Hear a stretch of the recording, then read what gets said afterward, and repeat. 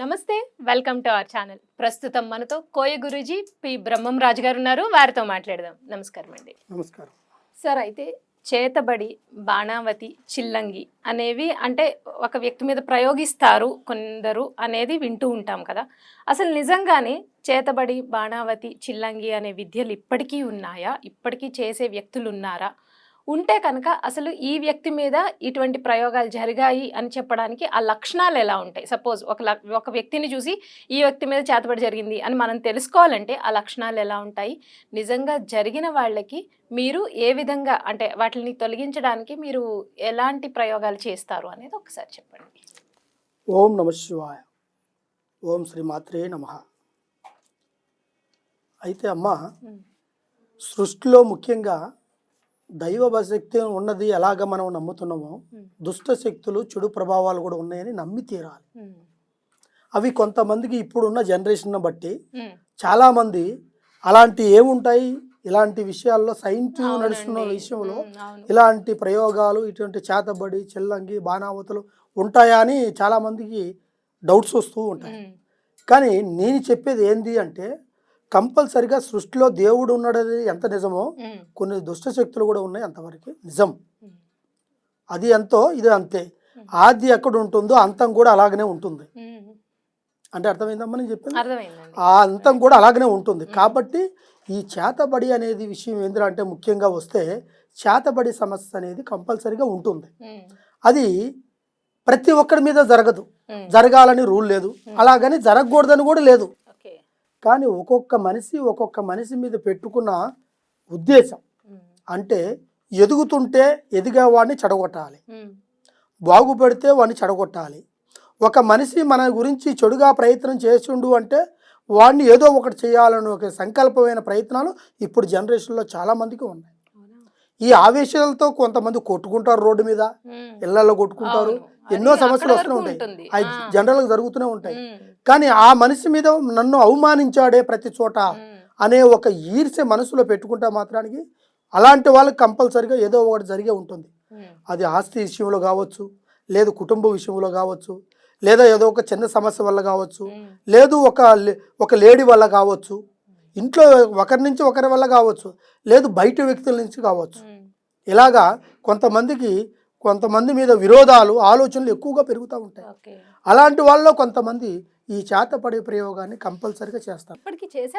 కంపల్సరిగా ఉన్నారు. చేతపడి చేసేవాళ్ళు ఎవరు బొట్లు పెట్టుకొని పూజలు చేసుకుంటా రోడ్ల తిరిగే వాళ్ళు కాదు. అది అందరిలోనూ మనుషుల్లోనూ కలిసి తిరుగుతారు, నార్మల్గానే ఉంటారు. తెలీదు, నార్మల్గా ఉంటారు. కొంతమంది భయపడుతుంటారు, స్వాముల రూపంలో ఇలాగ వస్తే వీళ్ళు చేతబడులు చేస్తారో అని. వాళ్ళు చేయరు.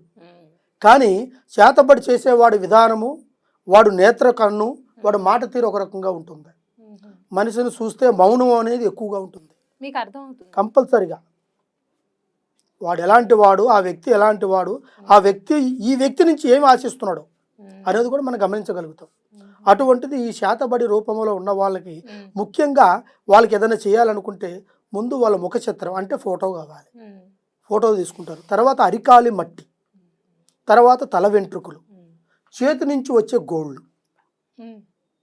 ఇలాంటివి వాళ్ళు స్వీకరిస్తారు.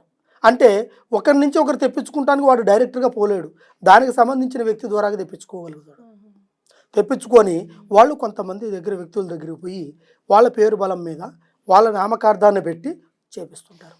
ఆ చేతబడి కూడా ఏ విధంగా ఉంటుందంటే, మనిషిని సత్యంతగా కాదు, మనిషిని ఆరోగ్యపరంగా కొడతారు దెబ్బ. ఆ చేతబడి జరిగిన వాళ్ళకి కొంతమందికి ఏమవుతుంటే లెఫ్ట్ హ్యాండ్ కావచ్చు, రైట్ హ్యాండ్, లెగ్ కావచ్చు పడిపోతుంది. కంపల్సరీగా ఉంది అది కంటెంట్. అది ఎవరికి తెలియదు. ఎందుకంటే పచ్చివాతం వచ్చింది కదా, ఇదంతా ట్రీట్మెంట్ తీసుకుంటే పోతుంది అనుకుంటారు. ఆ ట్రీట్మెంట్కి పోయి అక్కడ ఎక్స్రే, స్కానింగ్ తీసుకుంటే దాంట్లో ఏ ప్రాబ్లం ఉండదు చాలామందికి. అది అలాగ ఉన్నా కూడా ఏమీ లేదు, డాక్టర్ల వల్ల కూడా ఏమీ లేదు, దాంట్లో ప్రాబ్లం లేదు అని చెప్తున్నాడు అంటే కంపల్సరీగా ఆ సిచ్యువేషన్ అతనికి జరిగే ఉంటుంది. అతను జరిగిన తర్వాత అతని కాలిలోంచి సూదులు గుచ్చినట్టుగా ఉంటాయి, జర్రిలు పాగినట్టుగా ఉంటుంది, కళ్ళల్లో ఇక్కడి నుంచి కొంతమందికి భయం పుడుతుంటుంది, ఎదల మీద దడ పుడుతుంటుంది, కొంతమందికి నరాలు స్వచ్ఛపడిపోతుంటాయి, బాడీ వైబ్రేషన్ వస్తుంటుంది. ఇటువంటి ప్రాబ్లం. ఎందుకంటే హెల్త్ ఇంపార్టెంట్ ప్రతి ఒక్కరికి. నువ్వు ఎన్ని కోట్లు సంపాదించింది ముఖ్యం కాదు, ఆ హెల్త్ని కాపాడుకోపోతే నువ్వు ఎంత సంపాదించినా వేస్ట్. వేస్టే కదా. అది డాక్టర్ల వల్ల కూడా కాదు. ఎందుకంటే ఒక్క ప్రాబ్లం వచ్చిందని మనం డాక్టర్ దగ్గరికి వెళ్తాం, అతను ఆ ట్రీట్మెంట్ చేస్తాడు, ఖచ్చితంగా నయమైందనుకో మన అదృష్ట బలం అది. అది కాలేదు ఇంకో డాక్టర్ దగ్గరికి వెళ్తాం. అట్లా నలుగురు దగ్గరికి పోయినాక కూడా ఆ ప్రాబ్లంలో అక్కడ ఎక్స్రేలో స్కానింగ్లో చూపించలేదు అంటే ఈ ప్రభావం జరిగే ఉంటుంది. అది జరిగింది గుర్తించడానికి లక్షణాలు ఈ విధంగా ఉంటాయి. ఒక్కొక్క మనిషికి కంటికి నిద్ర పట్టదు, మనసులో దడబడుతుంటుంది, ఏ పని చేయబుద్ధి కాదు, మౌనం ఎక్కువ పాటిస్తుంటాడు. అది చేతబడికి సంబంధించి బాణావతి ఉంటాయి, లక్షణాలు ఉంటాయి. అలా ఒక బాణావతి అనేది ఇది దెయ్యమో భూతమో పిశాచి కాదు. ఒక స్త్రీ, ఒక ఆత్మకు సంబంధించింది. ఒక స్త్రీని మనం ఏడిపించినా, ఒక స్త్రీ నుంచి మనం కావాల్సింది పొందకపోయినా, ఆ స్త్రీని ఏదో ఒకటి చేసినా ఆ స్త్రీ పెట్టుకున్న కోరికలు తీర్చుకుంటానికే ఆ బాణావతి. ఆ బాణావతి ఆ మనిషిని వేధిస్తుంది. అంటే నిద్రలో ఉన్నప్పుడు చెవు ఎదురుగొతే గుయ్యి గుయ్యి గుయ్యి మాట్లాడుతుంటాయి. ఏదో భయంకరమైన దోషాలు, భయంకరమైన మాటలు, శబ్దాలు వినపడుతుంటాయి అన్నమాట.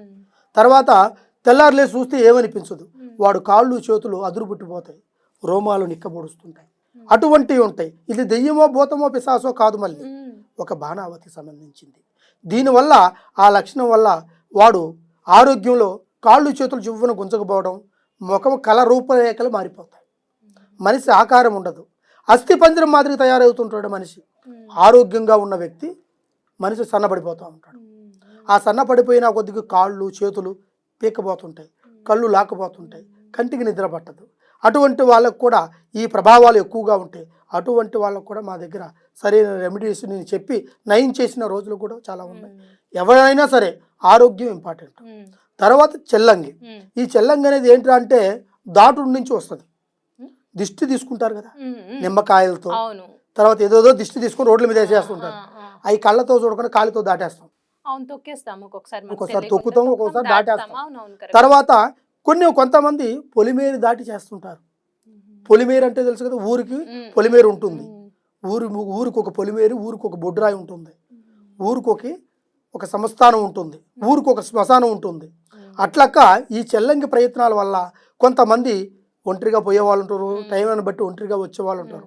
ఈ చెల్లంగి అనేది ఏమిటంటే అది వాళ్ళకంటూ చేసింది ఉండదు, ఎవరో చేసుకున్న దాన్ని రెమెడీస్ పడేసుకుంటారు. అది ఆహ్వించినప్పుడు ఒక మనిషిని సంభవిస్తాయి. ఒక మనిషిని సంభవించినప్పుడు అది ఒంట్లో ఉండే వెళ్ళిపోతాయి, కానీ వాళ్ళకి తెలియదు, ఏమి జరగదు. అంటే దెబ్బ తగలటం, రక్తం రావటం అలాంటివి ఏమి ఉండవు. కానీ ఆ ప్రభావం ఏం చేస్తుందంటే లోపల లోపల లోపల లోపల మనిషిని పీల్చేస్తుంటుంది. ఏ పని చేసినా చేయబుద్ధి కాదు, ఇంట్లో మనశ్శాంతిగా ఉండకాదు, మౌనంగా ఉంటుంటారు, ఆరోగ్యంలో హుషారు ఉండదు, ఏది తిన్నా ఒంటికి పట్టదు, కంటికి నిద్ర పట్టదు, ఏ మాత్రం తిన్నా ఏ టాబ్లెట్లు వేసుకున్నా దానికి సరైనది ప్రయత్నం పరిష్కారం ఏది చేయాలనుకున్నా చేయలేరు. వాళ్ళు చేయాలనుకున్న ప్రతి ఒక్క దాంట్లో నిర్లక్ష్యం అయిపోతుంటుంది. ఒక మంచి కార్యం చేయాలనుకున్నప్పుడల్లా వాళ్ళ మనసులో ఏదో ఒక ఆటంకాలు కలుగుతూనే ఉంటాయి.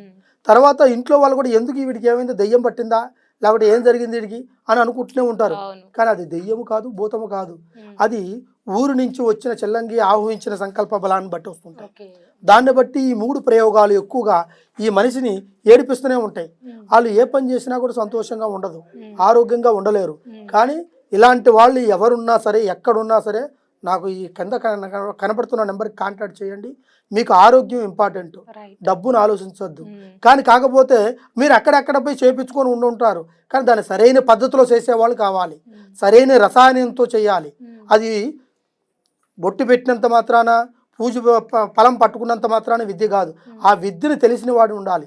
మంత్రము, తంత్రము, యంత్రము ఈ 3 ఉన్నవాడు, దాని సారాధ్యం తెలిసినవాడు, దానిలో భావన పట్టు, దాని మీద పట్టు వదలకుండా చేసే మంత్ర ప్రయత్నం ప్రకారమే దాన్ని చేయగలిగిన వాడైతేనే చేయగలుగుతాడు. అందరిగా చేయలేడు దాన్ని, ఎందుకంటే జరిగిన దాన్ని తీయడం అనేది చేసేవాళ్ళు ఎక్కడెక్కడ ఉంటారు, కానీ తీయడం అనేది చాలా కష్టం. ఎక్కడ కనబడితే మనకు అక్కడికి వెళ్తూ ఉంటారు, స్వామి మాకు ఇది జరిగింది, ఆరోగ్యం బాగాలేదు అనుకుంటూ ఉంటారు. కానీ అలా కాదు, మీరు దాన్ని సరైన పద్ధతిలో చేయాలి.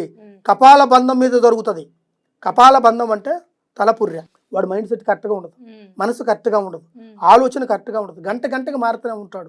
ఈ 3 ప్రభావాలు ఉన్నవాళ్ళు ఈ లక్షణాలు ఎక్కువగా ఉంటాయి. మనిషిని ఎక్కువగా 10 సార్లు పిలిచినా ఒకసారి పలికేది కష్టంగా ఉంటాడు, ఇంట్లో వాళ్ళు అయినా సరే. అట్లా ఈ ప్రభావాలు. ఇది కూడా కొంతమంది వ్యాపారం మీద, బిజినెస్ మీద, జరుగుతున్న ప్రయత్నం మీద, ఎదుగుతున్న సంకల్పం మీద కూడా దెబ్బ పడుతుంది. వాళ్ళు కూడా గుర్తుంచుకోవాలి. ఎటువంటి సమస్య ఉన్నా కూడా మమ్మల్ని ఒకసారి సంప్రదించేటికైతే కంపల్సరీగా దానికి దగ్గర రెమెడీస్ చెప్తాను. నేను ఖచ్చితంగా దాన్ని బాగు చేస్తాను. హెల్త్ ఇంపార్టెంట్, ఆరోగ్యమే మహాభాగ్యం అన్నాడు. మనం ఎంత డబ్బు సంపాదించేది అనేది క్వశ్చన్ కాదు, మనం ఆరోగ్యంగా ఉన్నావా అనేది క్వశ్చన్. జీవితం అనేది ఒకసారే మనకి వస్తుంది. జన్మనిచ్చే తల్లి ఒకసారి ఇచ్చిందంటే మళ్ళీ మనకి ఆరోగ్యంగా ఉండాలి, అది ఇంపార్టెంట్. రైట్. ఓం నమః శివాయ.